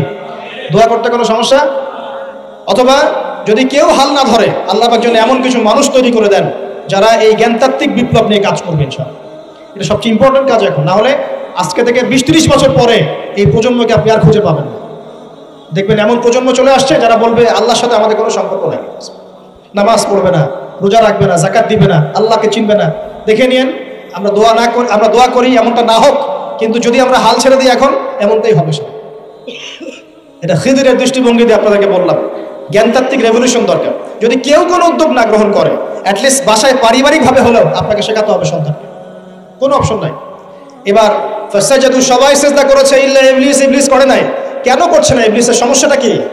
ইবলিসকে আল্লাহ পাক জিজ্ঞাসা করছেন, মা মানাআকা আল্লা তাসজুদা ইযা আমারতুক, আমি তোমাকে আদেশ করলাম আদমকে সিজদা করতে, কে তোমাকে নিষেধ করলো সিজদা করতে? ইবলিস বলছে, বেশি চালাক, বেশি বোঝে যারা, অতিরিক্ত বুদ্ধিজীবী। ইবলিস ছিল বেশি বুদ্ধিজীবী। ইবলিস ছিল কি? অতিরিক্ত মাত্রার বুদ্ধিজীবী। আছে না আমাদের সমাজের কিছু মানুষ, ও বলছে খালাকতানি মিন নার, আমাকে সৃষ্টি করেছেন আগুন দিয়ে, আগুন তো সুপিরিয়র মাটির চাইতে। ও খালাকতাহু মিন তিন, আর আপনি এই আদমকে সৃষ্টি করেছেন মাটি থেকে, কাদা মাটি দিয়ে, আমি কেন আদমকে সিজদা করতে চাই? যুক্তি, অতি যুক্তিবাদী, অতি বুদ্ধি। আল্লাহ পাক বলছেন ফাখরুজ মিনহা ফাইন্নাকা রাজিম, এখান থেকে বের হয়ে যাও, তুমি অভিশপ্ত। ফাইন্না আলাইকা লা'নাতা ইলা ইয়াউমিদ্দিন, আমার আদেশ লঙ্ঘন করার কারণে কিয়ামত পর্যন্ত তোমার উপর লানত, অভিশাপ বসবে। আল্লাহ পাক তাড়িয়ে দিলেন, একদম থ্রোন অ্যাওয়ে। আমরা বলি না আউযু বিল্লাহি মিনাশ শাইতানির রাজিম, রাজিম শব্দের মানে হচ্ছে বিতাড়িত, থ্রোন অ্যাওয়ে, কার্সড, যাকে অভিশাপ করা হয়েছে। এবার ভালো করে শোনেন প্রিয় ভাই, ইবলিসের এই স্টেটমেন্টগুলো শোনেন। এবার ইবলিস বলছে রব্বি আনজিরনি ইলা ইয়াউমি ইউবআসুন, এই স্টেটমেন্টটা ভালো করে শোনেন। ইবলিস বলছে রব্বি, হে আমার রব। ইবলিস বলছে রব্বি, হে আমার রব। ইবলিস বলছে রব্বি, হে আমার রব, আমাকে অবকাশ দিন, আনজিরনি, আমাকে অবকাশ দিন, ইলা ইয়াউমি ইউবআসুন, কিয়ামত দিবস পর্যন্ত। ইবলিস আল্লাহকে বিশ্বাস করে কি করে না? ইবলিস আস্তিক না নাস্তিক? বলেন। ইবলিস বলছে রব্বি, রব্বি মানে কি? হে আমার রব। রব্বি মানে রব না, রব্বি মানে আমার রব। রব্বুন মানে রব, রব্বুহু তার রব, রব্বুহুম তাদের রব, রব্বুকা মানে তোমার রব, রব্বুকুম মানে তোমাদের রব, রব্বি মানে কি? আমার রব, রব্বুনা আমাদের রব। এটা গ্রামার, বুঝতে পারছেন? ইবলিস বলছে রব্বি মানে কি? হে আমার রব, আনজিরনি, আমাকে অবকাশ দিন, ইলা ইয়াউমি ইউবআসুন, কিয়ামত দিবস পর্যন্ত। ইবলিস আস্তিক না নাস্তিক? তাহলে এখন বলেন তো, আমরা যারা দুনিয়াতে আল্লাহকে অস্বীকার করছি তারা ইবলিসের চেয়ে বড় না ছোট? দলিল দিলাম তো, নাকি এমনি এমনি বললাম? আচ্ছা, আল্লাহ পাক বলছেন যাও, ফাইন্নাকা মিনাল মুনজারিন, তোমাকে অবকাশ দেয়া হলো, কারণ কিয়ামত পর্যন্ত সময় আল্লাহর কাছে খুব বেশি কিছু না, একদিনেরও কম, অল্প সময়। একটা সকাল একটা সন্ধ্যার মতো, ঠিক আছে দিলাম, যাও। এবার ইবলিস চ্যালেঞ্জ করছে। এই চ্যালেঞ্জটা আমরা সবাইকে মনে রাখতে হবে, সারা জীবন ইবলিসের এই স্টেটমেন্টটা মনে রাখতে হবে। সেটা কি? ইবলিস বলছে ফাবিমা আগওয়াইতানি, সূরা আরাফ পড়ে দেখবেন। ইবলিস বলছে ফাবিমা আগওয়াইতানি, আপনি যে আদমের কারণে আমাকে আজকে বের করে দিলেন জান্নাত থেকে, লা আকুদান্না লাহুম সিরাতাকাল মুস্তাকিম, আমি সেই আদমের সরল পথে ওত পেতে বসে থাকবো, চুপটি ঘাপটি মেরে বসে থাকবো, ঘাপটি মেরে ওর জন্য বসে থাকবো। আর সুম্মা লাতিয়ান্না মিন বাইনি আইদিহিম, আমি অবশ্যই তার সামন থেকে আসবো। সুম্মা লাতিয়ান্নাহুম মিন বাইনি আইদিহিম, আমি আদম সন্তানদের সামন থেকে আসবো, সামন থেকে মানে সরাসরি ওয়াসওয়াসা দিব। ওয়া মিন খালফিহিম, পেছন থেকে আসবো মানে পিছন থেকে ওয়াসওয়াসা দিব। ওয়া আন আইমানিহিম, ডান দিক থেকে ওয়াসওয়াসা দিব। ওয়া আন শামাইলিহিম, বাম দিক থেকে আসবো। ওয়া লা তাজিদু আকসারাহুম শাকিরিন, আপনি বেশিরভাগ আদম সন্তানকে শুকরগুজার পাবেন না। ইবলিস ঠিক বলেছে না ভুল বলেছে? বেশিরভাগ মানুষ নামাজ পড়ে না, বেশিরভাগ মানুষ সুদ খায় কি খায় না, বেশিরভাগ মেয়ে এখন বেপরদায় চলে কি চলে না, বেশিরভাগ মানুষ এখন অন্যায় করে কি করে না, বেশিরভাগ মানুষই আল্লাহ থেকে দূরে চলে। ইবলিস কিন্তু ঠিকই বলেছে, ঠিক বলে নাই? আচ্ছা, আল্লাহ পাক বলছেন ঠিক আছে যাও, তোমার চ্যালেঞ্জ তোমার জায়গায়, তবে আমার বান্দারা যদি সারা জীবনও অন্যায় করার পরে একবার, যদি খালি একটাবার মন থেকে তাওবাতুন নাসুহা মানে প্রকৃত তওবা করে, খালেস তওবা করে, আল্লাহর কাছে ফিরে আসে, বলে আস্তাগফিরুল্লাহ, আল্লাহ আমাকে মাফ করে দাও, রব্বিগফির ওয়ারহাম, আল্লাহ মাফ করো, ক্ষমা করো, আস্তাগফিরুল্লাহাল্লাযী লা ইলাহা ইল্লা হুয়াল হাইয়ুল কাইয়্যুম ওয়া আতুবু ইলাইহি, বা আমার কাছে একটাবার যদি মাফ চায়, ক্ষমা চায়, তার সারা জীবনের গুনাহ আমি মাফ করে দেব। আর কি চাই? যে বললাম না আমাদেরকে ভালোবেসে আল্লাহ সৃষ্টি করেছে। এবার ইবলিস চলে গেল, আর আদম আলাইহিস সালামের পাঁজর থেকে আল্লাহ পাক সৃষ্টি করলেন হাওয়া আলাইহিস সালাম। বলে সুবহানাল্লাহ। কারণ সঙ্গিনী ছাড়া আমরা চলতে পারবো না, পারবো? যারা চিরকুমার সঙ্গে নাম লেখাচ্ছ এগুলো থেকে বের হয়ে আসো। এখন চিরকুমার থাকার টেন্ডেন্সি মানুষের, চিরকুমার থাকতে হবে কেন? সঙ্গীর দরকার আছে কি নাই? আছে। একা একা লাগে, মানুষ একা একা চলতে পারে না। ইব্রাহিম আলাইহিস সালাম একা চলে আসছেন, তার সাথে সারা আলাইহিস সালাম ছিলেন। আমাদের নবীজি যখন একা, তার সাথে খাদিজা রাদিয়াল্লাহু আনহা ছিলেন। ঠিক আছে? ঠিক একইভাবে আদম আলাইহিস সালাম একা একা জান্নাতে, আল্লাহ পাক তার পাঁজর থেকে সৃষ্টি করলেন কাকে? হাওয়া আলাইহিস সালাম। বলে রাখি, হাওয়া আলাইহিস সালাম ছিলেন পৃথিবীর সবচেয়ে সুন্দরী নারীদের একজন। দুজন নারীকে সবচেয়ে সুন্দরী বলা হয়, কয়জন? একজন হাওয়া আলাইহিস সালাম, আর একজন ইব্রাহিম আলাইহিস সালামের স্ত্রী সারা আলাইহিস সালাম। মনে থাকবে? এখানে মনে রাখবেন, নিজে যদি পবিত্র থাকেন, নিজের চরিত্রকে পবিত্র রাখেন, ইনশাআল্লাহ আপনি সব দিক থেকে ভালো একজন মেয়ে পাবেন। নিজের চরিত্র ঠিক থাকবে না, জেনা করবেন, 10 ঘাটের পানি খেয়ে আসবেন, দেখবেন যাকে বিয়ে করেছেন ও 15 ঘাটের পানি খেয়ে আসে। সতর্ক থাকবেন, আল্লাহ পাক হেফাজত করুন বলি আমিন। এবার তারা দুজন জান্নাতে থাকতে লাগলেন। আল্লাহ পাক বলছেন, একটু মনোযোগ দেন, আল্লাহ বলছেন যে তোমরা দুজন জান্নাতে থাকো। ফাকুলা মিনহা রাগাদান হাইসু শি'তুমা, জান্নাতে যা ইচ্ছা তোমরা খাও, কোনো সমস্যা নেই, থাকো খাও। ওয়ালা তাকরাবা হাদিহিশ শাজারা, কিন্তু একটা আদেশ করছি তোমাদেরকে, এই যে গাছটা দেখছো এই গাছের কাছেও যাবে না। শব্দগুলো বোঝার চেষ্টা করো। আল্লাহ পাক বলছেন না যে গাছের ফল খাবে না, আল্লাহ পাক বলছেন গাছের কাছেও যাবে না। ঠিক যেমন আল্লাহ বলছেন ওয়ালা তাকরাবু আমওয়ালাল ইয়াতীম, এতিমের মালের কাছেও যাবে না। আল্লাহ বলছেন না এতিমের মাল খেও না। আল্লাহ বলছেন ওয়ালা তাকরাবু জিনা, জেনার কাছেও যেও না। আল্লাহ কিন্তু বলছেন না জেনা করো না। ঠিক একই ভাষা আল্লাহ পাক বলছেন ওয়ালা তাকরাবা হাদিহিশ শাজারা, তোমরা দুজন এই গাছের কাছেও যাবে না। That's all. আর কোনো সমস্যা নাই, জান্নাতে থাকো। এবার তারা জান্নাতে থাকতে লাগলেন। থাকতে থাকতে এক পর্যায়ে ইবলিস ওয়াসওয়াসা দেওয়া শুরু করলো। কি ওয়াসওয়াসা দিল যে আমাদের পিতামাতা সেখানে চলে গেলেন? ভাবার বিষয় তো নাকি? কি এমন বললো ইবলিস যেটা আমাদের পিতামাতা রিসিভড হয়ে গেলেন? এই কথাটা আছে সূরা তাহা। কোন সূরা? তাহা পড়ে দেখবেন। আল্লাহ পাক বলছেন ইবলিস আমাদের পিতাকে বোঝাচ্ছে, বলছে ইয়া আদম, হে আদম, হাল আদুল্লুকা, আমি কি তোমাকে জানিয়ে দেব, খবর দিব, আলা শাজারাতিল খুলদি ওয়া মুলকিন লা ইয়াবলা, এমন একটা গাছের কথা কি জানিয়ে দিব যেই গাছের কাছে গেলে বা তার ফল খেলে তুমি দুটো জিনিস পাবে, চিরস্থায়িত্ব পাবে, কোনোদিন মরবে না, আর বিশাল ক্ষমতার মালিক হবে। অন্য আয়াতে আসছে যে তোমরা ফেরেশতা হয়ে যাবে। এই দুটো কথা। তাহলে কি প্রলোভন দিল? চিরস্থায়িত্বের প্রলোভন এবং কি অমরত্বের প্রলোভন, অমরত্ব এবং ক্ষমতা। একটু মনোযোগ দেন, এই দুনিয়াতে যারা আল্লাহর পথ থেকে বিচ্যুত হয়ে গেছে বেশিরভাগ এই দুটো ক্ষমতার ফাঁদে, না হলে দুনিয়ার এই যে মোহ, অমরত্ব, দুনিয়ার জীবন নিয়ে পড়ে থাকা, এই দুনিয়ার প্রেমেই মানুষ নিজের পথ হারিয়ে ফেলেছে। এই দুটোই হয়েছে। এক পর্যায়ে পিতা মাতা চলে গেলেন, ফল খেয়ে ফেললেন, যদিও বা ফল খাওয়ার কথাটা কোরআনে নাই, কোরআনে আছে তারা গাছের কাছে চলে গেলেন। কি হলো গাছের কাছে যাওয়ার পরে? ফালাম্মা যাকাশ শাজারা, ফালাম্মা যাকাশ শাজারা, আল্লাহ পাক বলছেন যখন তারা গাছের কাছে চলে গেলেন। ভাই লক্ষ্য করেন, যখন তারা গাছের কাছে চলে গেলেন, প্রথম যে ঘটনা ঘটলো, বাদাত লাহুমা সাওআতুহুমা, তাদের যে কাপড় ছিল জান্নাতের কাপড়, গায়ে কাপড়টা ধাপাস করে খুলে পড়ল। এখানে যদি আপনার কাপড়টা খুলে যায় কেমন লাগবে? বা কেউ যদি জোর করে কাপড় আপনার খুলে ফেলে কেমন লাগবে? কেউ যদি 10 জন জোর করে ধরে আপনার কাপড় খুলে দেয় কেমন লাগবে? আপনি নিজের জীবনের চাইতে বেশি কাপড়টা ধরে রাখার দিকে মনোযোগী হবেন না? আমাদের পিতা মাতাকে শয়তান জান্নাতে ফেরেশতাদের সামনে নগ্ন করে দিল, কাপড় খুলে পড়ে গেল। তার মানে জান্নাতে আমাদের পিতা মাতাকে নগ্ন করেছে কে? ইবলিস।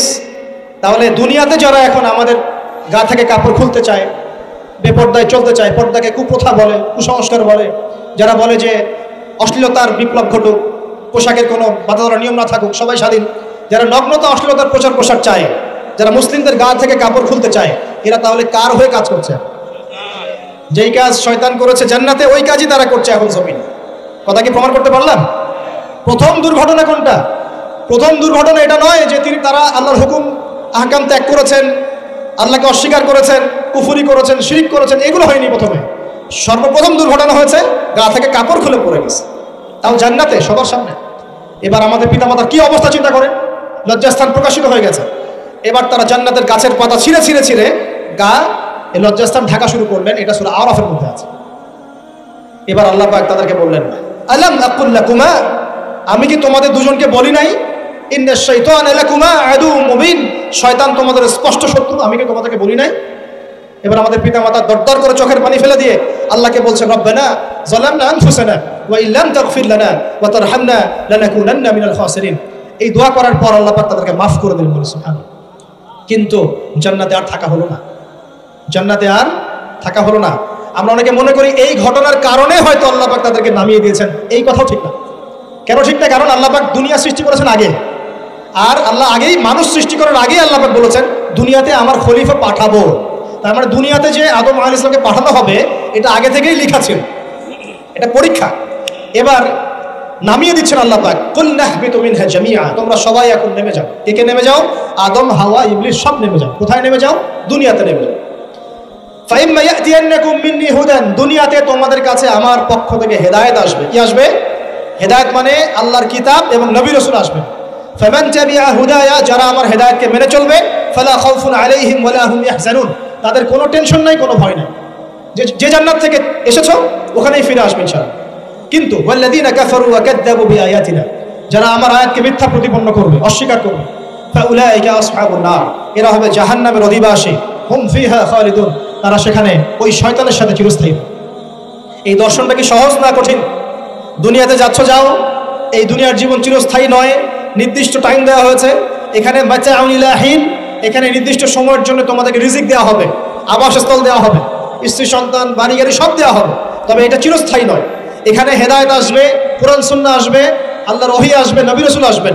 তোমরা যদি এই ওহী মেনে চলো, নবী রাসূলের আনুগত্য করো, আবার সেই জান্নাতে ফিরে আসবে ইনশাআল্লাহ, কোনো টেনশন নাই, কোনো ভয় নাই। কিন্তু যদি এই দুনিয়ার সংক্ষিপ্ত জীবনে শয়তানের তাবেদারি করা শুরু করো, তাহলে শয়তানের সাথেই পরকালে জাহান্নামে থাকতে হবে, জান্নাতে যাওয়া হবে। এই হলো পরীক্ষা। এবার আমরা দুনিয়াতে নেমে আসলাম, তার মানে আমরা এই দুনিয়ার বাসিন্দা ছিলাম না জান্নাত থেকে আসছি? দুইটা বিষয় একদম স্পষ্ট। আমাদের পিতা হচ্ছেন আদম আলাইহিস সালাম, যিনি বানর ছিলেন না মানুষ ছিলেন, এক। আর দুই নাম্বার, আমরা এই দুনিয়াতে বিবর্তনবাদের মধ্য দিয়ে আসি নাই, সরাসরি জান্নাত থেকে আসছি। আল্লাহ পাক আদম আলাইহিস সালামকে জান্নাত থেকে দুনিয়াতে পাঠিয়েছে, জান্নাত থেকে সরাসরি দুনিয়াতে পাঠিয়েছে। বরং কোরআন এর উল্টা কথা বলেছে। কি কথা? কোরআন সূরা বাকারায় বলছে একটা জাতি ছিল, তার নাম বনু ইসরাঈল। কি নাম? এই বনু ইসরাঈলের মধ্যে একটা দলকে আল্লাহ পাক বলেছিলেন শনিবারের দিনে মাছ ধরবে না। কি বলেছেন? শনিবারে, এই সাগর আছে আপনাদের মনে করেন, শনিবারে মাছ ধরবে না।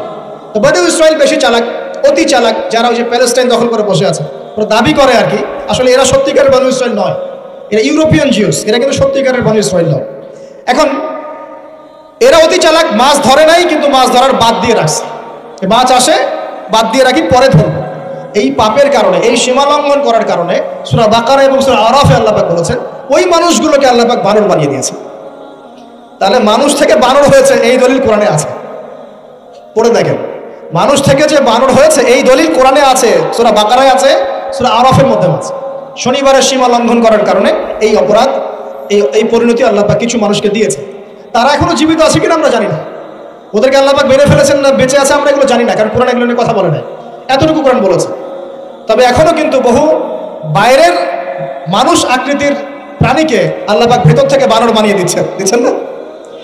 এটা নিয়ে একটা কথা বলতে চাই, সেটা হলো কিয়ামতের আগে আগে আরো কিছু মানুষকে আল্লাহ পাক কিন্তু শূকর এবং বানরে পরিণত করবে।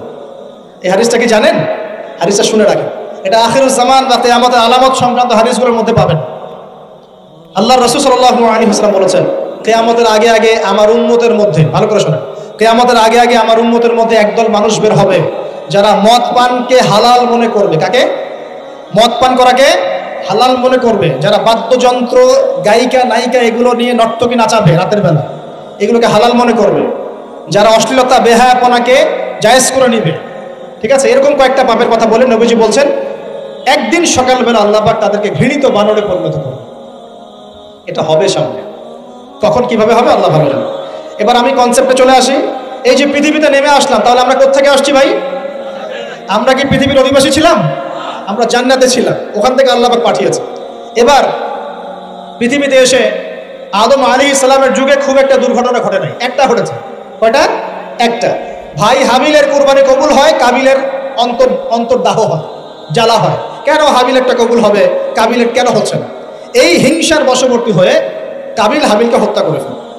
হত্যা করে লাশটা দাফন করার পদ্ধতিও তার জানা ছিল না। আল্লাহ কাককে পাঠালেন, কাককে দেখে সে শিখল। প্রথম দুর্ঘটনা হচ্ছে হাবিল কাবিলের দুর্ঘটনা। বলে রাখি, আজকেও নিজের ভাইয়ের বেশে বহু কাবিল মুসলিম সমাজের মধ্যে ঘুরে বেড়ায়। নিজের ভাইয়ের লেবাসে, পোশাকে, সুরতেই বহু কাবিল এখনো কিন্তু মুসলিম সমাজে ঘুরে বেড়ায়। তো আমরা কাবিলদেরকে কাবিলের পরিণতি সম্পর্কে সচেতন করতে চাই। হাবিল বলেছিল, তুমি যদি আমাকে মারতে আসো আমি তোমাকে মারার জন্য হাত বাড়াবো না। হাবিল জান্নাতে যাবে আর কাবিল জাহান্নামে যাবে। কেন কাবিল জাহান্নামে যাবে? নবীজি বলেছেন, পৃথিবীর প্রথম হত্যাকাণ্ড সংগঠিত করেছে কাবিল। এ কারণে পৃথিবীতে যত খুন হবে সমস্ত খুনের পাপের একটা অংশ কাবিলের আমল নামায় যোগ করা হবে। বলেন নাউজুবিল্লাহ। একটা কথা মনে রাখবেন, সদকায়ে জারিয়া যেমন আছে, গুনাহে জারিয়াও আছে। একটা মদের দোকান দিয়েছেন, যত মানুষ মদ খাচ্ছে সমস্ত গুনার একটা অংশ আপনার কাঁধে আসছে। সিনেমা হল করেছেন, মানুষ সারাদিন নেকড়া ছবি দেখে, নগ্ন ছবি দেখে, যত মানুষ এখানে পাপ করবে সমস্ত পাপের একটা অংশ আপনার কাঁধে যাবে। আবার একটা মাদ্রাসা করেছেন, যত মানুষ এখানে দ্বীনি ইলম শিখবে এই নেকির একটা অংশ আপনি পাবেন। মরে গেলেও কবরে পাবেন। আল্লাহ পাক আমাদের সবাইকে সদকায়ে জারিয়া করার তৌফিক দেন, গুনাহে জারিয়া থেকে বাঁচিয়ে রাখুন। খুব খেয়াল রাখবেন, আল্লাহ পাক আমাদের হেফাজত করুন বলি আমি। এবার ওই যুগ শেষ, নূহ আলাইহিস সালামের যুগ। এই যুগে আল্লাহর একই সুন্নাত। নূহ আলাইহিস সালাম 950 বছর দাওয়াত দিলেন, 40টা বা 80টা পরিবার ইসলাম কবুল করেছে, বাকিরা করেন। যারা করে নাই আল্লাহ পাক তাদেরকে ডুবিয়ে মারলেন, যারা করেছে আল্লাহ পাক উদ্ধার করলেন। সোজা কথা। আজকে সারা পৃথিবীতে যত মানুষ আমরা বেঁচে আছি না, আমরা কোনো না কোনোভাবে ওই 80 পরিবারের সদস্য। আমরা ভাই ভাই, আমরা ওই ফ্যামিলি, 80 ফ্যামিলি অন্তর্ভুক্ত। কিরকম করে? নূহ আলাইহিস সালামের 4 সন্তান ছিল। কয় সন্তান? এক সন্তানের নাম হচ্ছে হাম। কি নাম? হাম। হাম ছিল একটু কালো বর্ণের। হামকে দিয়ে আফ্রিকার কন্টিনেন্টে যত মানুষ দেখছেন ব্ল্যাক স্কিনের, কালো স্কিন, এরা সবাই হামের বংশধর। মজা না বিষয়টা? মানুষের অস্তিত্ব পৃথিবীতে, ইতিহাস, এগুলো খুব ইন্টারেস্টিং টপিক। ইতিহাস পড়তে থাকলে আপনি ডুবে যাবেন। কত কি যে বিশ্ব হয়েছে আর কত কিছু হবে সামনে, সুবহানাল্লাহ। তখন আপনার অস্তিত্ব জানান দিবে যে আমি কত ক্ষুদ্র, মহাবিশ্ব কত বড়, আল্লাহ কত বড়, কত সময় চলে গেছে আর আমি এই সময় কি করছি। এক ভাইয়ের নাম শাম। এই শামকে কেন্দ্র করে এই আরবের যে মানুষগুলো আছে, আরব, অ্যারাবিয়ান, এরা শামের বংশধর। আরেক ভাইয়ের নাম ইয়াফাস। কি নাম? ইয়াফাস। ইয়াফাসের বংশধর হচ্ছে পশ্চিমারা, মানে রোমক যারা, তারা। আরেক ভাইয়ের নাম ছিল কেনান। কি নাম? কেনান। এ ইমান নিয়ে আসে নাই, ওই যে প্লাবনে ডুবে মরে গেছে। মরে যাওয়ার পরে আদম আলাইহিস সালাম বলেছিল, আল্লাহ আমার পরিবারের অন্তর্ভুক্তকে মাফ করে দাও। আল্লাহ বলেছেন, লাইসা মিন আহলিক, সে তোমার পরিবারের কেউ না। নবীর সন্তান হয়েও, নবীর সন্তান হওয়ার পরেও ইমান না আনার কারণে সে জাহান্নামে গেছে। আর আমরা আর কি এমন মানুষ, অমুক আলেমের সন্তান, অমুক বক্তার সন্তান, হ্যাঁ, অমুক পীরের নবাবজাদা, অমুক তমুক, এইসব বড়াই করে লাভ নেই। আমল, আকীদা, ঈমান যদি ঠিক না থাকে আমাদের বংশ পরিচয় আমাদেরকে বাঁচাতে পারবে। আমাদের দেশ জাতীয়তাবাদ বর্ণ বাঁচাতে পারে না। যার যার কবরে তাকে তাকে যেতে হবে। নিজের আমল নিয়ে ফিকির করেন, নিজের কবর নিয়ে ফিকির করেন, অন্যের দিকে চোখ দেওয়া বন্ধ করেন, আগে নিজের কবরে ফিকির করেন। আল্লাহ পাক সবাইকে তৌফিক এনায়েত করুন। যারা বুদ্ধিমান তারা নিজেকে নিয়ে ব্যস্ত থাকে, যারা যারা অহংকারী উদ্ধত এরা মানুষের পিছনে পড়ে থাকে। আল্লাহ পাক আমাদের সবাইকে নিজের চেহারা আয়নায় দেখার তৌফিক দান করুন। প্রিয় ভাইরা, নূহ আলাইহিস সালামের যুগ চলে গেল, 950 বছর দাওয়াত দেওয়ার পরে এই পরিণতি হয়েছে। এরপরে আসছে ইব্রাহিম আলাইহিস সালামের সময়। আল্লাহ পাক তাকে উদ্ধার করেছেন, অগ্নি পরীক্ষা থেকে বাঁচিয়েছেন, নমরুদকে আল্লাহ পাক ধ্বংস করেছেন। আল্লাহ পাক এরপরে এনেছেন আদ জাতির হুদ আলাইহিস সালাম এবং তার অনুসারীদেরকে আল্লাহ পাক বাঁচিয়েছেন, বাকিদেরকে ধ্বংস করে দিয়েছেন ঝড় দিয়ে, বায়ু প্রবাহ দিয়ে। সামুদ জাতি এসেছে, সামুদ জাতিকে আল্লাহ পাক ধ্বংস করেছেন বজ্রপাত দিয়ে, বিদ্যুৎ দিয়ে। আর সালেহ আলাইহিস সালাম এবং তার অনুসারীদেরকে বাঁচিয়ে দিয়েছেন। ফেরাউনের যুগ এসেছে, আল্লাহ পাক মূসা আলাইহিস সালাম এবং বনু ইসরাঈলকে বাঁচিয়েছেন, ফেরাউনকে ডুবিয়ে মেরেছেন লোহিত সাগরে। ঈসা আলাইহিস সালামের যুগ আসছে, একই সুন্নাত। ঈসা আলাইহিস সালামকে আল্লাহ পাক শুধু রক্ষাই করেন নাই, নিজের কাছে উঠিয়ে নিয়েছেন। সুবহানাল্লাহ। তিনি আবারও আসবেন পৃথিবীতে ইনশাআল্লাহ। যতদিন না তিনি আসছেন এবং এই পৃথিবীতে 40 বছর রাজত্ব না করছেন, কিয়ামত হবে না ইনশাআল্লাহ। যতদিন পর্যন্ত ঈসা আলাইহিস সালাম আবার ব্যাক না করছেন এবং এই জেরুজালেম থেকে সারা বিশ্বে খিলাফা কায়েম না করছেন, 40 বছর শাসন না চালাচ্ছেন, কিয়ামতও হবে না ইনশাআল্লাহ। এটা সামনে অপেক্ষা করছে। এবং নবী সাল্লাল্লাহু আলাইহি ওয়াসাল্লামের যুগে আবু জাহেল, আবু লাহাব বা সাইবাদেরকে আল্লাহ পাক ধ্বংস করেছেন, আল্লাহর নবী এবং সাহাবীদেরকে আল্লাহ পাক সম্মানিত করেছেন। আপনি কি পুরো হিস্ট্রির মধ্যে একটা সুন্নত দেখতে পাচ্ছেন, কমন সুন্নত? কি সুন্নত?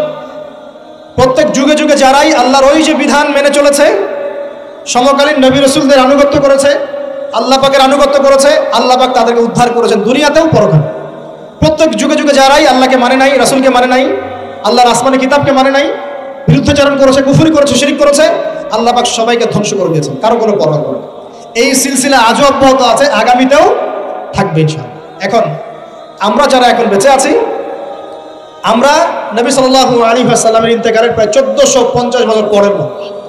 আল্লাহর নবী এসেছেন এমন সমাজে, যে সমাজে শিরকের পাপ চলছে, সুদের পাপ চলছে, দুর্নীতি চলছে, আপনার কন্যা সন্তানকে জীবিত হত্যা করা হচ্ছে, আপনার মাদক দ্রব্যের সয়লাভ চলছে, মেয়েদের অধিকার দেওয়া হচ্ছে না, গোত্রীয় হানাহানি চলছে। ওই সমাজটাকে তিনি 23 বছরের মধ্যে পাল্টে ফেললেন। কত বছর? 23 বছর। কিভাবে পাল্টালেন? উত্তর, তিনি প্রথমে জ্ঞানের চর্চা করেছেন। কিসের চর্চা? জ্ঞানের। আল্লাহ পাক প্রথম ওহী নাযিল করেছেন, ইকরা বিসমি রাব্বিকাল্লাযী খালাক, পড়ুন আপনার রবের নামে যিনি আপনাকে সৃষ্টি করেছেন। নবী সাল্লাল্লাহু আলাইহি ওয়াসাল্লাম সাহাবীগণ কোরআনের 6টা হক আদায় করেছেন। কয়টা হক? 6টা। তারা কোরআন পড়া শিখেছেন। আমরা সবাই কোরআন পড়া শিখবো তো ইনশাআল্লাহ। তারা কোরআনের অর্থ শিখেছেন। আমরা কোরআনের অর্থ শিখবো তো ইনশাআল্লাহ। তারা কোরআনের আদেশগুলো মেনেছেন। আমরা কোরআনের সব আদেশ মানব তো ইনশাআল্লাহ। তারা কোরআনের সমস্ত নিষেধগুলো বর্জন করেছেন। আমরা নিষেধ বর্জন করবো তো ইনশাআল্লাহ। তারা কোরআনের দাওয়াত মানুষের কাছে পৌঁছে দিয়েছেন। আমরা কোরআনের দাওয়াত দিব তো ইনশাআল্লাহ। এবং 6 নাম্বার, তারা কোরআনের বিধানগুলোকে বাস্তবায়ন করেছেন। আমরাও বাস্তবায়নের চেষ্টা করবো তো ইনশাআল্লাহ। এই 6টা হক আদায়ের ফলে 23 বছরের ব্যবধানে জাহেলি মক্কা একদম সোনালী মক্কায় পরিণত হয়েছে।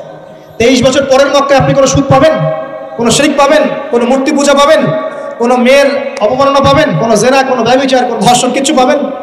23 বছর পরের মক্কায় কোনো পাপ পাবেন না। কিভাবে সমাজ পরিবর্তন হলো? এই কোরআনের হক আদায়ের মধ্য দিয়ে হয়েছে, নবীর সুন্নাত প্রতিষ্ঠার মধ্য দিয়ে হয়েছে। এরপর কি থেমে গিয়েছিল? উত্তর, না। এরপর আবু বকর সিদ্দিকের যুগ এসেছে, প্রায় 2 থেকে 2.5 বছর তিনি শাসন কার্য চালিয়েছেন। ওই যুগে কি মানুষ আবার খারাপ হয়ে গিয়েছিল? উত্তর, না। বরং ইসলাম আরো বেগবান হয়েছে আলহামদুলিল্লাহ। এরপর এসেছে ওমর রাদিয়াল্লাহু আনহুর যুগ। কত বছর? প্রায় 10 বছর। কত বছর? 10 বছর। এই 10 বছরে কি মুসলিমরা আবার খারাপ হয়ে গিয়েছিল? ওমর রাদিয়াল্লাহু আনহুর কোর্টের মধ্যে কি প্রতিদিন কেস আসতো? সারা বছরে একটা কেসও আসতো না। মানুষ এত ভালো ছিল, সারা বছরে একটা কেসও আসতো না। বরং যারা রাষ্ট্রীয় পর্যায়ে দায়িত্বশীল ছিল তারা এসে বলতো যে আমাদের ভাতাগুলো বন্ধ করে দেন, বসে বসে বেতন নিব কেন, কোনো তো কেসই আসে না, বসে থাকবো কেন। এরকম সমাজ ছিল। একজন ব্যক্তি খুঁজে পাওয়া যেত না যে নামাজ পড়ে না, একজন মুসলিম পাওয়া যেত না যে যাকাত দেয় না সামর্থ্য থাকলে, এমন মুসলিম খুঁজে পাওয়া যেত না যে কোরআন পড়তে জানে না, হাদিসের চর্চা করে না, যে দাওয়াতি কাজ করে না, যে আল্লাহর পথে দাওয়াত এবং জিহাদে আত্মনিয়োগ করে না, এমন মুসলিমই খুঁজে পাওয়া যেত। এরপরে আসলো উসমান রাদিয়াল্লাহু আনহুর যুগ। ওই যুগে ফিতনা শেষের দিকে সৃষ্টি হওয়া শুরু হলো। কোন বিষয়কে কেন্দ্র করে? কোরআন সংকলনকে কেন্দ্র করে ফিতনা সৃষ্টি হলো। আতাতায়ীদের, বিদ্রোহীদের হাতে উসমান রাদিয়াল্লাহু আনহুকে নির্মমভাবে শাহাদাত বরণ করতে হয়েছে। তিনি প্রায় 12 বছর শাসন কার্য চালিয়েছেন। ইসলাম আরো এগিয়ে গেছে। এরপর এসেছে আলী রাদিয়াল্লাহু আনহুর যুগ। আলী রাদিয়াল্লাহু আনহুর খেলাফতে ওই উসমান রাদিয়াল্লাহু আনহুর ঘটনাকে কেন্দ্র করে, হত্যাকাণ্ডকে কেন্দ্র করে মুয়াবিয়া রাদিয়াল্লাহু আনহু এবং আলী রাদিয়াল্লাহু আনহুর মাঝখানে একটা ব্যাটল, একটা যুদ্ধ হয়ে গেছে। এর নাম হলো সিফফিনের যুদ্ধ। কিসের যুদ্ধ? সিফফিন। যাই হোক, এক পর্যায়ে আলী রাদিয়াল্লাহু আনহুকে এরকম বিদ্রোহীদের হাতে, খারেজিদের হাতে শহীদ হতে হয়। বলেন ইন্না লিল্লাহি ওয়া ইন্না ইলাইহি রাজিউন। তারপরে হাসান রাদিয়াল্লাহু আনহু অল্প কয়েকদিন শাসন কার্য চালান। তারপর উম্মার ঐক্যের খাতিরে তিনি তার শাসন কার্যের ভারটাকে মুয়াবিয়া রাদিয়াল্লাহু আনহুর হাতে সুপুর্দ করে দেন, যা ছেড়ে দিলেন। মুয়াবিয়া রাদিয়াল্লাহু আনহুর সময় থেকে উমাইয়াদের শাসন শুরু হয়। উমাইয়ারা শাসন করেছে প্রায় 132 হিজরি পর্যন্ত। কত হিজরি? 132 হিজরি পর্যন্ত, প্রায় 92 ইয়ার্স, 92 বছর তারা শাসন করেছে। এই সময় ইসলাম আরো এগিয়ে গেছে, পিছিয়ে যায় নাই। ফিতনা এসেছে, দমন করা হয়েছে। মুসলিমরা বীর দর্পে বিশ্বের বুকে শাসন কার্য চালিয়েছে। এরপর এসেছে আব্বাসীয়দের খেলাফত। জাব নদীর যুদ্ধে উমাইয়াদের পরাজয়ের পরে আব্বাসীয়রা ক্ষমতায় আসে। তারাও ইসলামকে এগিয়ে নেওয়ার চেষ্টা করছিল, ইসলাম এগিয়ে যাচ্ছিল, জ্ঞান বিজ্ঞানের প্রসার হচ্ছিল। আলহামদুলিল্লাহ, ইসলাম পিছিয়ে যায় নাই, মুসলিমরা পিছিয়ে যায় নাই, সারা বিশ্বে দাপটের সাথে আমরা চলেছি। তারপর আস্তে আস্তে ওই আব্বাসীয়দের পতন শুরু হলো। কাদের হাতে? এই তাতারিদের হাতে, মঙ্গোলিয়ানদের। মাত্র 40 দিনের ব্যবধানে পুরো বাগদাদের মধ্যে প্রায় 20 থেকে 25 লক্ষ মানুষকে হত্যা করা হয়েছে। বাইতুল হিকমা ধ্বংস করে দেওয়া হয়েছে, লাইব্রেরি ধ্বংস করে দেওয়া হয়েছে, বইপত্রকে নদীতে ফেলে দেওয়া হয়েছে। তারা ছিল উগ্র জাতি। মঙ্গোলিয়ানদের নাম শোনে নাই? হালাকু খান নাম শুনেছেন? চেঙ্গিস খান, হালাকু খান নাম শোনে নাই? ওদের হাতে মুসলিমদের ব্যাপক দমন পীড়ন সহ্য করতে হচ্ছে।